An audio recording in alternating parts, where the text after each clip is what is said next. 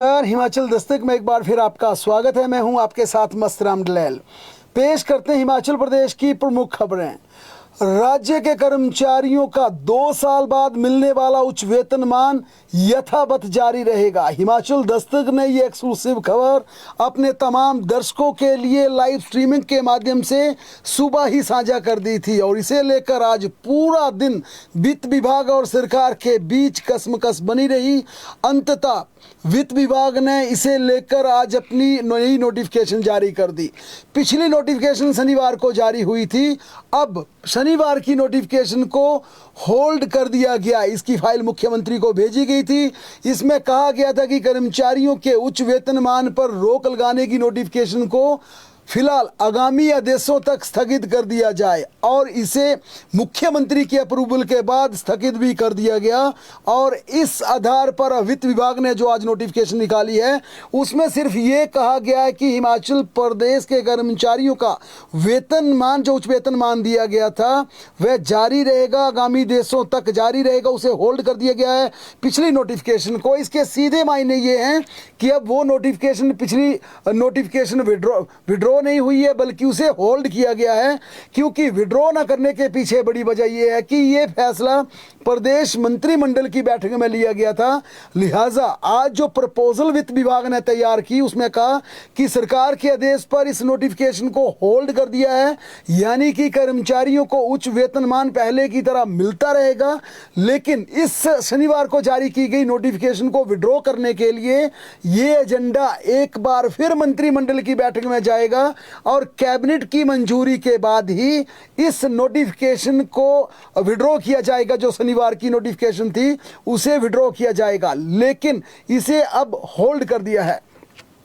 दरअसल सबसे पहले समझते हैं ये आखिर मामला है क्या। ये उच्च वेतनमान का मामला जिसे लेकर पूरे प्रदेश की नजरें खुली हैं। दरअसल वर्ष 2006 में विधानसभा चुनावों से ठीक पहले पंजाब की तत्कालीन सरकार, अकाली दल की सरकार ने अपने राज्य के कर्मचारियों को 2 साल के बाद 2 उच्च वेतनमान देने की घोषणा की थी। यानी प्रावधान ये था कि एक उच्च वेतनमान में, एक हायर स्केल में 5 इंक्रीमेंट के बराबर वित्तीय लाभ दिया जाएगा और 2 हायर ग्रेड देने की जो घोषणा तत्कालीन अकाली सरकार ने अपने पंजाब के कर्मचारियों की थी, उसके अनुसार रेगुलर होने के बाद एक साथ 10 इंक्रीमेंट कर्मचारियों को लगेगी। ये घोषणा तो अकाली सरकार ने चुनावों से ठीक पहले कर दी, लेकिन इसकी नोटिफिकेशन जारी हुई ठीक 5 साल बाद, जब दूसरी बार पंजाब में विधानसभा के चुनाव आए। 2012 से पहले इस नोटिफिकेशन को जारी किया गया। हालांकि सरकार वहां पर बनने के बाद 2014 में, यानी 2 साल के बाद ही उस उच्च वेतनमान की नोटिफिकेशन को पंजाब सरकार ने विड्रॉ कर लिया। जिस प्रकार से यहाँ की प्रदेश कांग्रेस सरकार ने शनिवार को नोटिफिकेशन विड्रॉ की थी, 12 में जारी की गई नोटिफिकेशन को 14 में पंजाब सरकार ने विड्रॉ कर लिया। इसके बाद हिमाचल प्रदेश में भी एक कसरत शुरू हो गई और पंजाब की तर्ज पर जयराम सरकार ने 6 सितंबर 2022 को हिमाचल प्रदेश के कर्मचारियों को रेगुलर होने के बाद, यानी अनुबंध सेवाओं के बाद 2 साल के बाद हायर स्केल देने का फैसला लिया, कर्मचारियों को ये सौगात देने वाला। अब हिमाचल प्रदेश पूरे देश में एकमात्र राज्य बन गया, क्योंकि पंजाब ने 2 साल के बाद ही नोटिफिकेशन को विड्रॉ कर दिया था। अब इस पूरे मामले को लेकर जो पूरी कहानी सामने आई कि आखिरकार ये नोटिफिकेशन की क्यों, अगर विड्रॉ करनी थी, अगर दिया था कर्मचारियों तो वापस क्यों लिया, पहले देना नहीं था, दिया तो आपने लिया क्यों, यहाँ पर आप डीए नहीं दे पा रहे हैं, एरियर नहीं दे पा रहे हैं, फिर जो दिया उसे वापस क्यों लिया जा रहा है। इस पर पूरे घटनाक्रम पर तमाम जानकर पूछते रहे और कहते रहे आखिर ये फैसले करवाता कौन है। लेकिन जो सूचना हमें मिली है उसके अनुसार राज्य सरकार के उच्च अधिकारी, उच्च आला प्रशासनिक अधिकारियों ने यह प्रस्ताव तैयार किया था और इस प्रस्ताव में यह कहा गया था कि हिमाचल प्रदेश में कुछ कर्मचारियों को उच्च वेतनमान देने से हर महीने 100 करोड़, सालाना 1200 करोड़ का अतिरिक्त प्रदेश सरकार के खजाने पर वित्तीय बोझ पड़ रहा है। और यह भी कहा गया अगर इस एडिशनलिटी को, ये जो अतिरिक्त उच्च वेतनमान दिया जा रहा है जिसे तर्कसंगत अधिकारियों ने कहा कि तर्कसंगत नहीं है, अगर ये होल्ड कर दिया जाए तो प्रदेश के तमाम कर्मचारियों को एरियर भी दिया जा सकता है और महंगाई भत्ता भी जो लंबित है वो दिया जा सकता है। ऐसा प्रपोजल कैबिनेट में लाए और कैबिनेट से इसे अप्रूव भी करवाया गया। हालांकि कैबिनेट के बाद ये मामला बैटिंग के लिए लॉ डिपार्टमेंट को गया, बाकायदा एजी को भेजा गया। ये तमाम अनुमतियां मिलने के बाद शनिवार को इसकी नोटिफिकेशन जारी कर दी गई और पीछे इसका हवाला दिया गया प्रदेश की खराब वित्तीय स्थिति को। हालांकि ये भी बातें सामने आ रही है कि कैबिनेट को ये नहीं बताया गया कि वर्तमान में इस उच्च वेतनमान के लाभ से 12,000 से ज़्यादा कर्मचारी वंचित हो जाएंगे अगर नोटिफिकेशन को विड्रॉ किया जाता। और ये भी नहीं कहा गया कि हिमाचल प्रदेश के कर्मचारियों की जिन्हें ये वेतनमान दिया गया है उनकी 12 से 15,000 रुपया प्रतिमाह सैलरी कम हो जाएगी। अधिकारियों ने फाइल में बताया कि जयराम सरकार में लिए गए इस उच्च वेतनमान के फैसले से सालाना 1200 करोड़ की फाइनेंशियल इंप्लीकेशन है और आगे चलकर ये मीटर तेजी से बढ़ता रहेगा, दौड़ता रहेगा। फिलहाल कर्मचारियों जब ये शनिवार को नोटिफिकेशन जारी हुई तो अपना वेतन कम होने के बाद गुस्से में आए कर्मचारी आग बबूला हो गए। उन्होंने कहा कि सरकार एरियर और महंगाई भत्ता देना तो दूर, जो दिया जा रहा है उसे वापस लिया जा रहा है। यानी अपने वेतन कटौती से कर्मचारी पूरी तरह से नाराज हो गए और प्रदेश के कोने कोने से आज प्रदेश सचिवालय में पहुंच गए। इस कारण अब ये फैसला सरकार को वापस लेना पड़ा। दरअसल प्रदेश की अफसरशाही उच्च वेतनमान को रोकने की फिराक में थी, क्योंकि उच्च वेतनमान पर प्रतिमाह खर्च हो रहे 100 करोड़ को प्रशासनिक अधिकारी महंगाई भत्ते के रूप में देने का प्लान कर चुके थे, लेकिन कर्मचारियों के विरोध के बाद इस फैसले को वापस लेना पड़ गया। इस पूरे जब ये नोटिफिकेशन शनिवार को हुई तो प्रदेश सचिवालय कर्मचारी महासंघ के अध्यक्ष संजीव शर्मा, हिमाचल प्रदेश में ओपीएस की जंग लड़ने वाले प्रदीप ठाकुर और कर्मचारी नेता त्रिलोक ठाकुर की यूनियनों ने इनने मिलकर जबरदस्त इस पूरे मामले का विरोध किया और सरकार से मांग की कि तुरंत प्रभाव से नोटिफिकेशन जो शनिवार की है इसे विड्रॉ किया जाए और जो प्रदेश के कर्मचारियों को उच्च वेतनमान मिल रहा है वो यथावत मिलता रहे।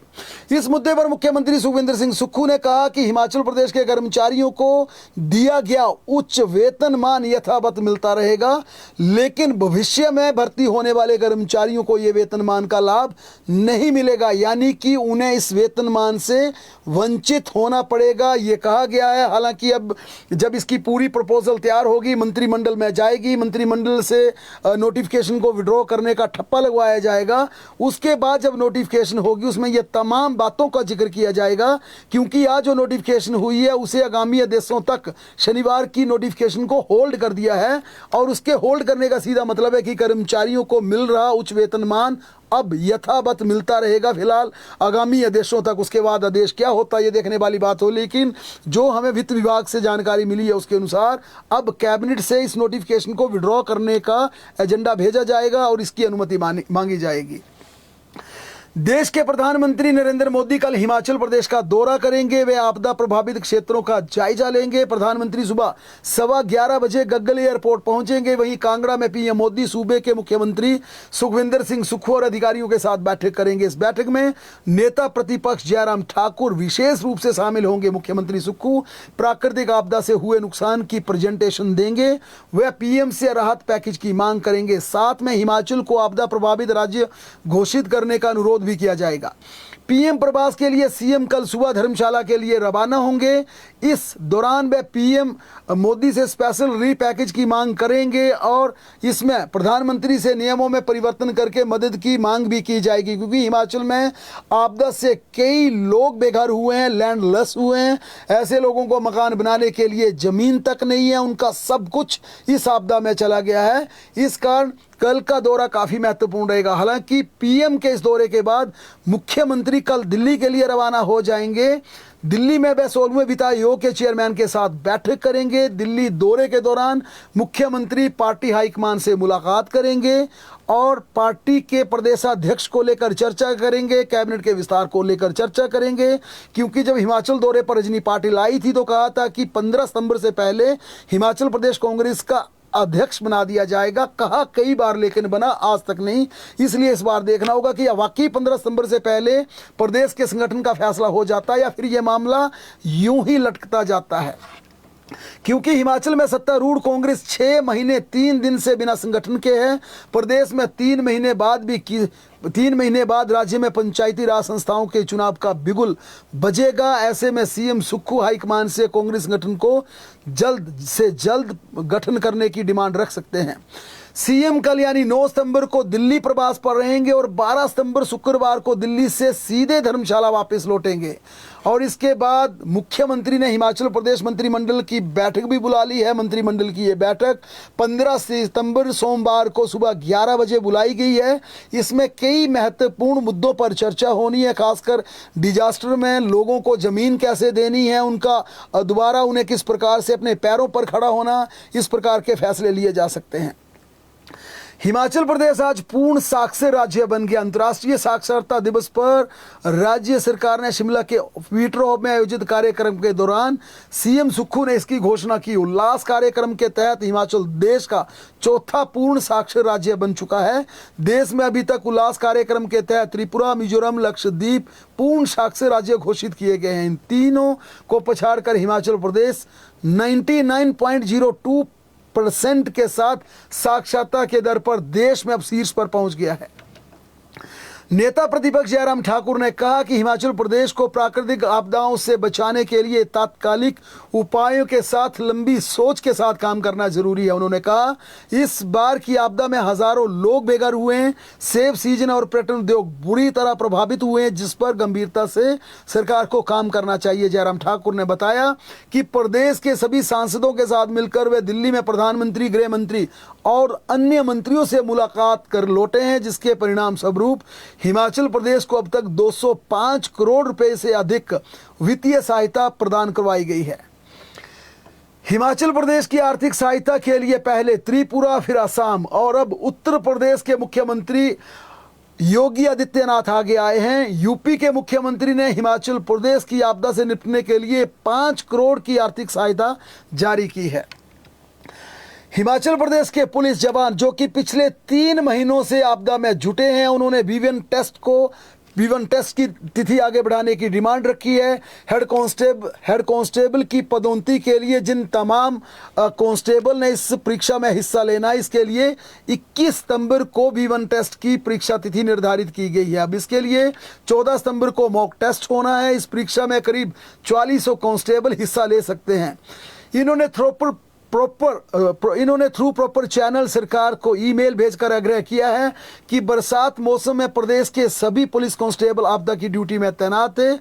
इस त्रासदी में उन्होंने दिन रात एक करके अपनी ड्यूटी दी है, लिहाजा V1 टेस्ट की परीक्षा को उन्हें तैयारी का मौका नहीं मिला और इस टेस्ट को थोड़ा सा आगे बढ़ाया जाए ताकि कम से कम 1 आध महीने का उन्हें परीक्षा की तैयारी का मौका मिल सके। प्रदेश के स्कूलों की अब ग्रेडिंग होगी। इसके लिए स्कूलों का स्काप ऐप पर स्वयं मूल्यांकन दर्ज करवाना होगा। मूल्यांकन की सत्यता के लिए उन्हें फोटो और वीडियो भी अपलोड करने होंगे। स्कूलों की ओर से दर्ज जानकारी से ऐप प्रतिशतता निकालना होगा और उसी आधार पर ग्रेड दिए जाएंगे। इससे अभिभावकों को बच्चों के लिए बेहतर स्कूल चुनने में काफ़ी मदद मिलेगी। क्राइम की बात करें तो मंडी जिला के कोटली में बीती शाम एक सड़क दुर्घटना में 2 लोगों पवन कुमार व अक्षर सिंह की दुखद मृत्यु हो गई, जबकि एक महिला रमा देवी गंभीर रूप से घायल हुई। उधर चंबा जिला के चुराग क्षेत्र की आयल पंचायत में दिल दहला देने वाली घटना सामने आई। चोहाली गांव की 11 वर्ष की मासूम बच्ची आयशा बेगम को भालू ने अपना शिकार बनाया। बच्ची का शव करीब आधा किलोमीटर दूर झाड़ियों से बरामद किया गया। चंबा के पांगी स्थित उर्की ढाक के समीप पहाड़ से गिरे पत्थरों की चपेट में आने से एक फॉर्चूनर गाड़ी और HRTC की बस क्षतिग्रस्त हो गई। गनीमत ये रही कि घटना में किसी यात्री को चोट नहीं आई। वाहनों में सवारियां पूरी तरह से सुरक्षित हैं। मंडी जिला के बालाचौकी बाजार में 4 मंजिला बिल्डिंग 5 सेकंड में जमी दोज हो गई। राहत की बात यह रही कि बिल्डिंग को पहले ही खाली करवाया जा चुका था, इसके चलते कोई बड़ा नुकसान नहीं हुआ। उधर कुल्लू जिला के अखाड़ा बाजार में आज एक और शव बरामद किया गया। बीते बुधवार और वीरवार को गिरे 3 मकान में दबने से कुल 8 लोगों की मौत हो चुकी है। आखिरी शव मिलने के बाद अखाड़ा बाजार में सर्च ऑपरेशन पूरा कर लिया गया। हिमाचल प्रदेश में बारिश से हो रही तबाही की बात करें तो हिमाचल प्रदेश के लिए राहत भरी खबर है, क्योंकि अब राज्य में मानसून की रफ्तार धीमी पड़ गई है। अब प्रदेश में भारी बारिश से लोगों को राहत मिल जाएगी। मौसम विज्ञान केंद्र के अनुसार 14 सितंबर तक राज्य में बारिश तो होगी, लेकिन इससे फिलहाल बड़े नुकसान का कोई अलर्ट नहीं है और ये हल्की बारिश होगी, बूंदाबांद होगी। यानी कि जो मौसम विज्ञान केंद्र ने आज फोरकास्ट जारी किया उसके अनुसार अगले एक सप्ताह के दौरान प्रदेश में हल्की बूंदाबांदी होगी, लेकिन किसी प्रकार का ना तो रेड अलर्ट है, ना ऑरेंज अलर्ट है और ना तो किसी प्रकार का दूसरा अलर्ट है। यानी कि बारिश तो होगी लेकिन हल्की बूंदाबांदी होगी। 15 सितंबर के बाद हिमाचल प्रदेश से किसी भी समय मानसून यहाँ से विदा हो सकता, मानसून जा सकता है। इसके लिए पहले 18 सितंबर का वक्त बताया गया था, लेकिन अब कहा जा कि 15 सितंबर के बाद किसी भी समय मानसून यहाँ से जा सकता है। बहरहाल प्रदेश की तमाम बड़ी खबरों के लिए लगातार जुड़े रहें हमारे साथ, देखते और पढ़ते रहें हिमाचल दस्तक।